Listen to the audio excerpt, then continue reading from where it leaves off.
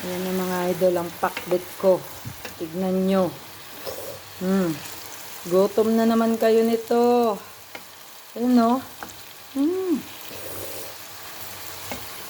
Vegetable lang tayo palagi. Yan.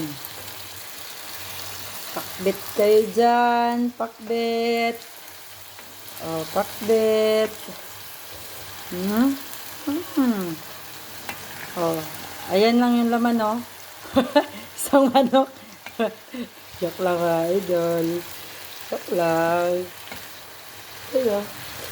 Joke lang. Kumakain ba kayo nito?